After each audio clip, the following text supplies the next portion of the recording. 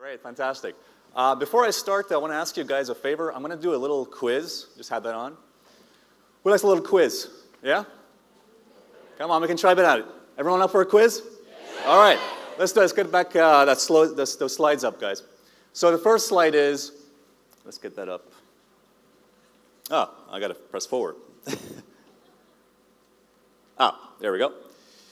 So, who said this? If you guys know this, just say it out loud, okay? Just, not Gordon Gekko, no. Be fearful when others are greedy, and be greedy when others are fearful. Who said that?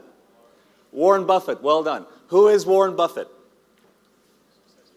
Yes, he's the world's richest share investor. Okay, remember his name, by the way, because I'm going to come back to this guy in a few moments. So what we're going to talk about today, guys, we're going to talk about how to profit from a crisis, all right? So that's what we're talking about. Okay, who said this? Okay, second question. Who said the way to make money is to buy when blood is running in the streets?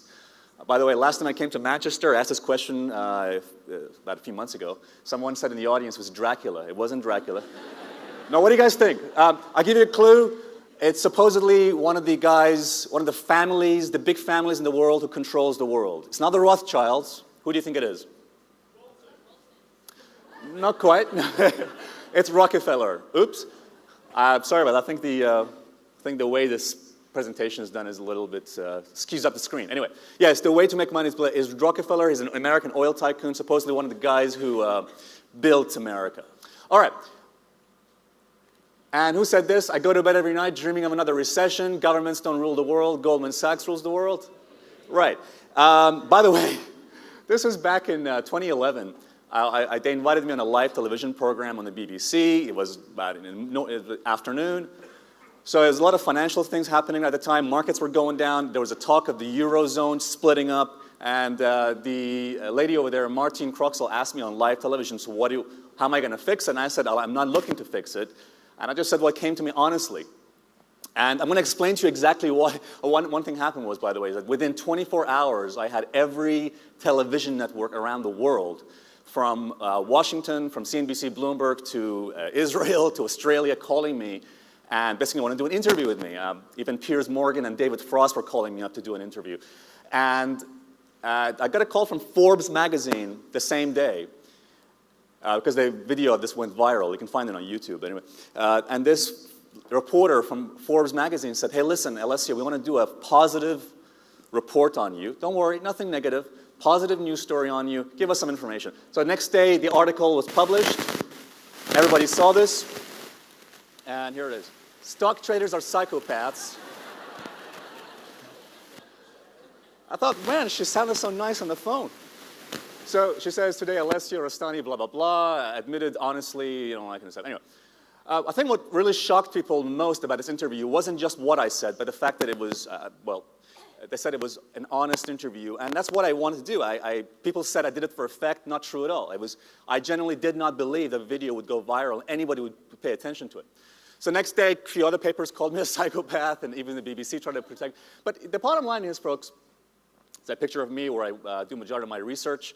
You know, I'm sure most of you are probably thinking, well, surely what you said was immoral. It wasn't morally right to say you're dreaming of another recession, even if most of you probably agree with the fact that governments don't rule the world. It's the big corporations, the big banks, JP Morgan, Chase, Goldman Sachs.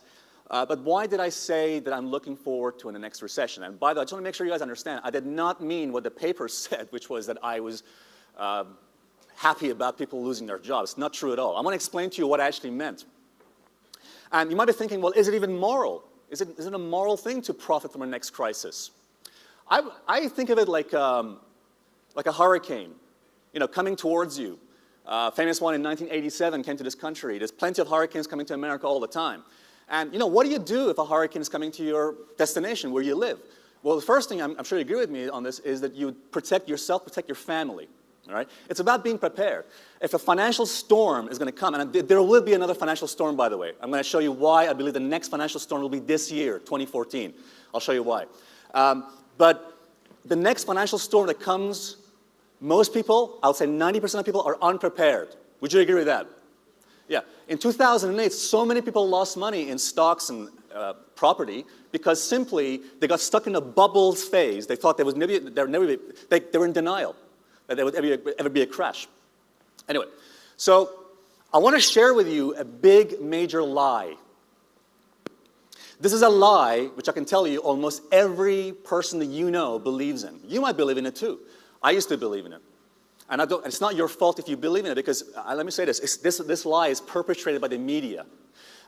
Remember this, by the way, guys. There are two types of information. There are two kinds of information. Information for the masses and information for the classes.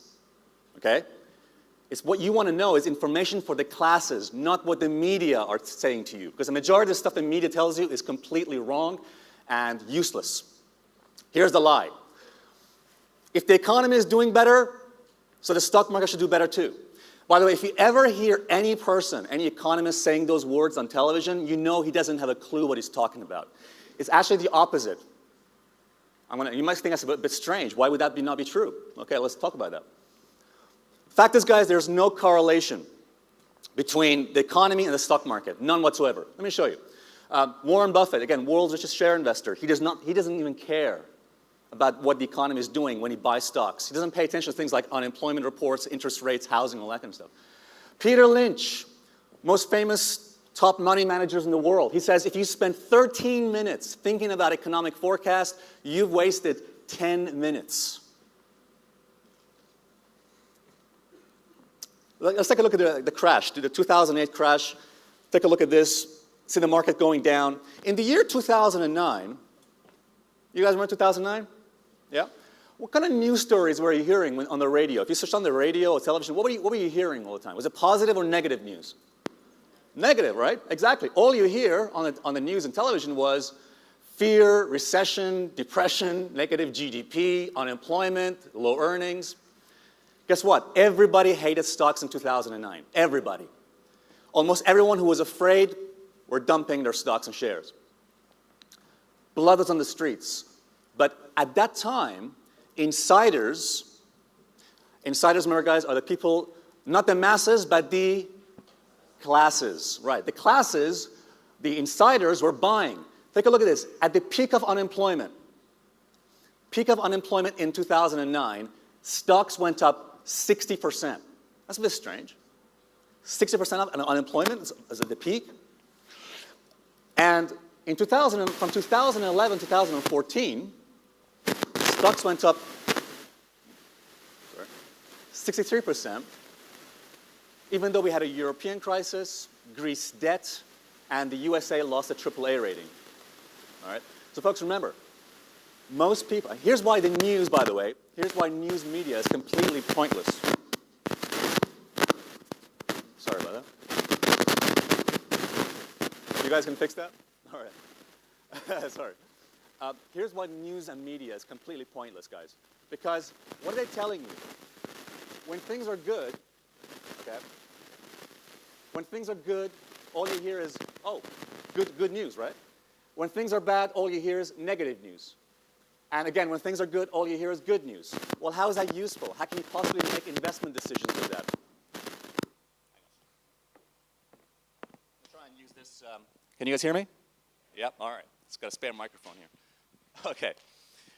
So what's really going on, guys? Why is it that a good economy doesn't necessarily mean you'll have good stock prices? Why is a bad economy or a crisis the best time to start buying stocks? So here's what's going on. There are about 20 funds. By the way, guys, out of all the slides I'm going to show you today, this is probably the most important one, so pay attention to this one. What's really going on, guys, there are about 20 funds that can basically do 80% of the world's trading. These are the funds, these are the big guys who control the world, like Goldman Sachs, JP Morgan Chase. These are the guys who make the big decisions what happens. It's not President Obama, and it's not whoever party we vote for. I've never voted. And here's the thing. They have between $50 to $100 billion under management. Now just remember that. These guys employ the smartest people in the world to do all the number crunching. These guys are more smart than the government.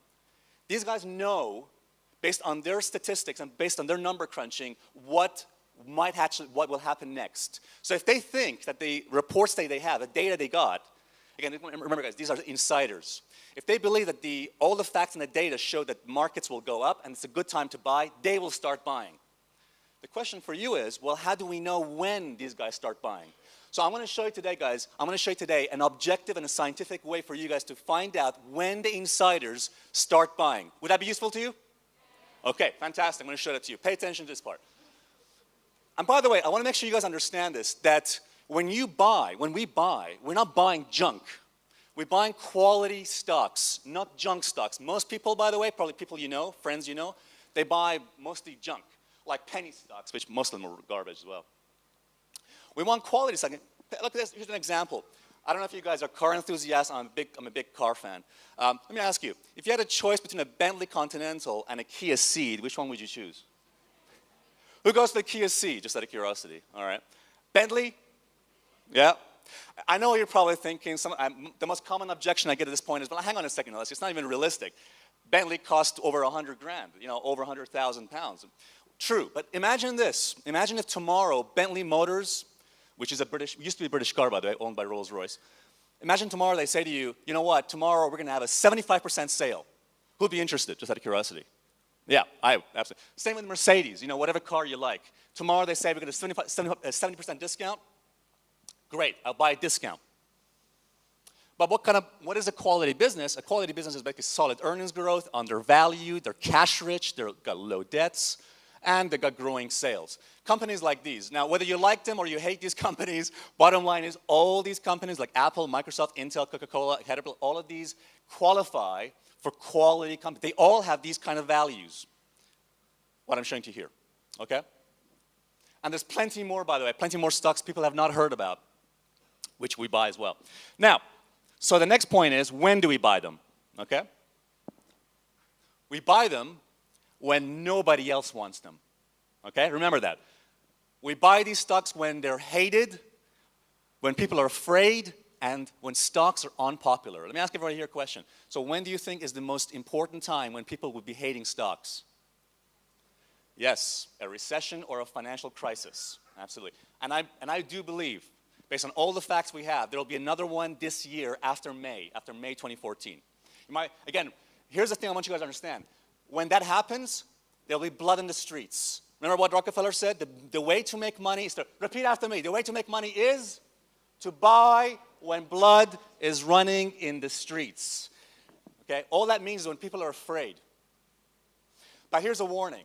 Even though this sounds simple, the hardest part is the psychological part. Because why is it so? Here's the thing, guys. To invest successfully, you got to do the psychologically impossible. That means buy when everyone is afraid, sell when others are excited with greed. I want to show you two tools, very simple tools. Even a 12-year-old could do this, by the way. The children, by the way, that the previous gentleman, Anthony, was talking about, they could do this. So if they can do it, so can you, all right? This is so simple, I want to show you this. There is a method where you can find out the best time to buy stocks, and it's like a thermometer. Basically, just remember these two words, overbought and oversold, and remember these two indexes. One is called a market sentiment index, the other one is called a bullish percent index. It's like a thermometer. When this thermometer goes below a certain level, below 25, okay, say after me, oversold. Louder, say oversold. Okay, that means the thermometers come to a point, all right, where everybody who was afraid, everybody who could have sold has sold. There's nobody else left to sell, all right?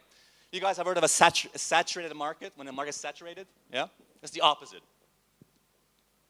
Okay, but keep it simple. All right, by the way, how many of you hate looking at charts and graphs, just out of curiosity? Okay, I got good news for you. Don't worry, so do I. But bottom line is, this is so simple. You don't have to know anything about charts, graphs. I'm going to show you a simple way you can do this. By the way, you can get this information for free too. There's a website called stockcharts.com, okay? And you can just plug in the symbols of this index. The symbol is I showed you earlier. By the way, and don't worry if you missed the symbols, I'm going to show you can download all this information. Would that be useful to you? Yeah? Okay. So here's what you do. On this index, on this chart, pay attention to the right-hand side. It goes from, let me show you. This goes from 0 to 100.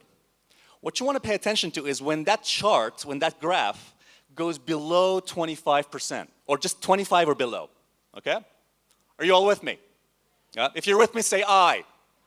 Okay, good. Remember, guys, the 25% level on this first index is important. Okay, so here's what you do. When you go on that, just print this out. Go ahead, if you've got a printer, print this out, and then draw a line at 25% level, all right?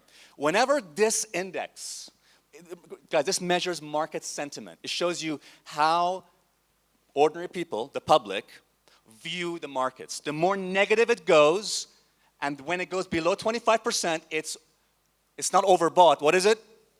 Oversold. Okay, that's when we buy. Take a look. It happened 3 times at least a few times in the last few years. In 2011, okay, 2012, 2012 again, and just one recently as well, although it didn't come all the way to 25. Okay?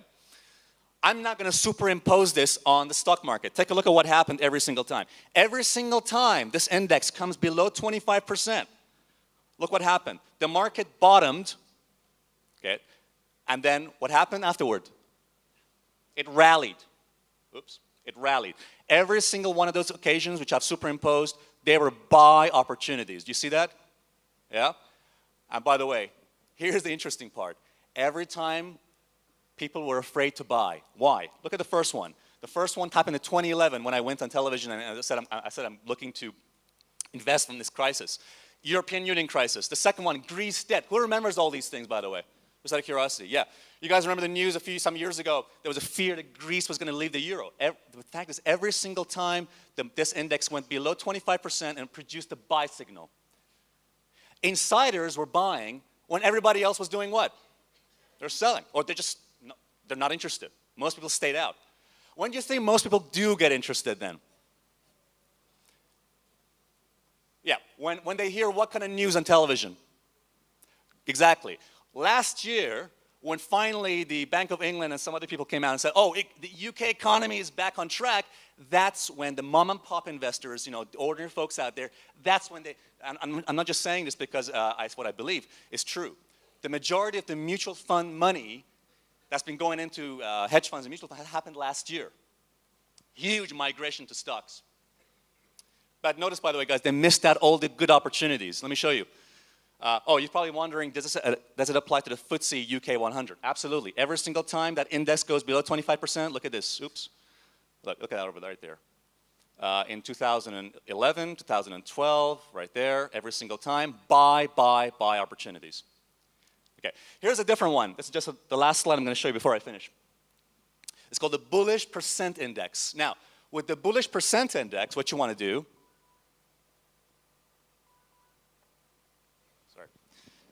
remember this number, all right, guys? Remember 15%, not 25% with this one. This one is 15%, okay? Whenever this index goes below 15 or just at 15, what do? Let me hear you. What do? No? It's oversold. If it's oversold, are you buying or are you selling? You buy. Okay. Let's do this together, guys. I'm going to do this little thing together. So what I'm going to do is I am going to move this laser, if I can. I'm going to move this laser from the left to the right, and I want you to shout buy when you see the signal. All right, guys, you ready? Are we ready, guys? Yes or no? All right, let's go. From now, buy. Look what happened next, guys. What year was that? It was 98. That was the beginning of a major bubble. What was it? .com bubble. You guys remember that? Right. That was a buy signal right there. Then, there was a next one. So let me just zoom this laser here. Okay, here we go. And in 2003, I think that was. What do you guys do? You buy. Guys, notice it goes below 15% right there. That was a buy signal in 2000 and 2003. And the next one occurred in 2009. Look at this. Goes over here. And what do? You buy. Absolutely. Guess what? Most people who stayed away from stocks in 2009 because they were afraid, they missed out on 130% gain in stocks. But the insiders, at that point, what are they doing? They're buying when everybody else is selling. Now, here's the interesting part. Notice that we haven't had a major financial crash or crisis since 2009. Statistics show that after about 6 to 7 years, usually about 5, 6, 7 years, usually they have a major correction or crash. Based on a lot of the information I don't have time to discuss here today, I actually expect another major crisis to occur. Not as big as the one in 2008, but I'm expecting a 20 to 30% drop to occur this year. In fact, it was reported, when I said this, it was reported by the Huffington Post. Now, obviously I don't have time to discuss that, but bottom line is, guys, a major buying opportunity will happen this year. I believe it's going to happen between May and September. All right, so pay attention to it. What you want to do is go on that chart I just showed you and plug in those indexes and keep an eye on this. All right, was this useful to you, by the way? Yeah? I know most of you probably missed the parts about the symbols, so you can download all of this, by the way, from my website. That's leadingtrader.com/TED. Okay, so just put /TED after leadingtrader.com. By the way, I haven't talked about when to sell, did I? Did I? No. You need to know when to sell too. It's not good just knowing when to buy, but also when to sell. So on this download, which is for free, you can just download it. I've also put some sell strategies too. Very simple sell strategies. All right, guys? Thank you very much for having me. Appreciate it.